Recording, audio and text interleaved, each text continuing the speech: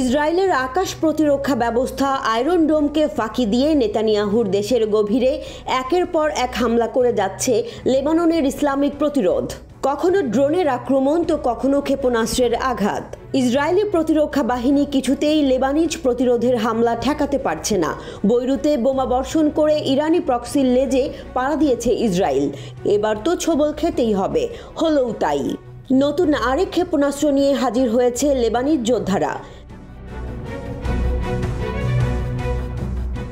লেবাননের ইসলামিক প্রতিরোধ নতুন ব্যালিস্টিক ক্ষেপণাস্ত্র ফাদি 6 মোতায়েনের একটি ভিডিও প্রকাশ করেছে। ক্ষেপণাস্ত্রটির ব্যাস 302 মিলিমিটার, ওজন 650 কিলোগ্রাম, এর ওয়ারহেডের ওজন 140 কিলোগ্রাম এবং এর পাল্লা 25 কিলোমিটার। ক্ষেপণাস্ত্রটি একটি surface two surface projectile. Lebanese প্রতিরোধ জানিয়েছে সামান্য ত্রুটির সাথে মিসাইলটি লক্ষ্যবস্তু এলাকায় আঘাত করতে সক্ষম। ফাদি সিরিজের ক্ষেপণাস্ত্র দিয়ে ইসরায়েলের ঘুম হারাম করে দিয়েছে লেবানিজ প্রতিরোধ। ফাদি 1 হলো একটি 220 mm ক্যালিবার রকেট, যা মাল্টিপল রকেট লঞ্চার MLR থেকে ছোড়া হয় এবং এর সর্বোচ্চ রেঞ্জ 80 কিলোমিটার। ফাদি 2 একটি 302 mm ক্যালিবার রকেট, যা MLR থেকে উৎক্ষেপিত হয় এবং এর সর্বোচ্চ রেঞ্জ 105 কিলোমিটার।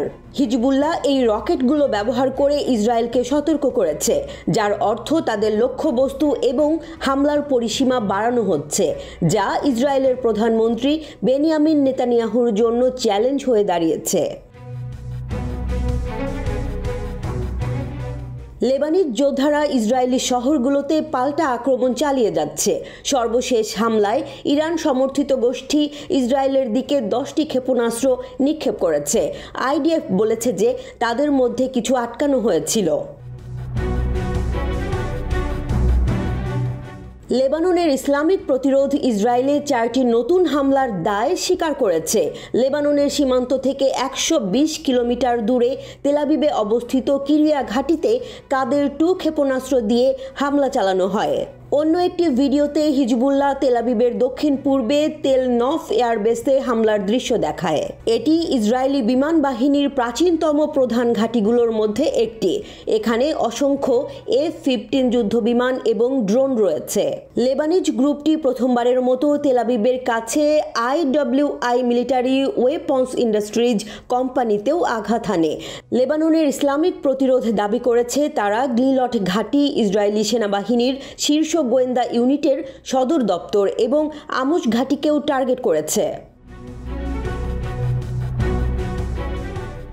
ইসরায়েলের হাইফার মেয়র ইয়োনা ইয়াহাব লেবাননের ইসলামী প্রতিরোধ আন্দোলনের ব্যাপক হামলায় উদ্বেগ প্রকাশ করেছে। তিনি বলেছেন, হাইফা শহর নজিরবিহীনভাবে একটি বড় ধরনের অর্থনৈতিক ক্ষতির সম্মুখীন হয়েছে। ইয়োনা ইয়াহাব বলেছেন, হাইফায় স্বাভাবিক জনজীবন স্থবির হয়ে গেছে। এখানে সব কিছু থেমে গেছে। রাস্তাঘাট ফাঁকা এবং দোকানপাট বন্ধ হয়ে পড়েছে। হাইফা অর্থনৈতিকভাবে দুর্বল হলে পুরো ইসরায়েলকে তা প্রভাবিত করবে। ইরানের প্রক্সিটি গত 1 মাস ধরে লেবাননের উত্তরে দখলকৃত ইসরায়েলি অঞ্চলে রকেট ও ড্রোন আক্রমণ চালাচ্ছে, যা মূলত ফিলিস্তিনি গোষ্ঠী হামাসের প্রতি সমর্থন হিসেবে পরিচালিত হচ্ছে।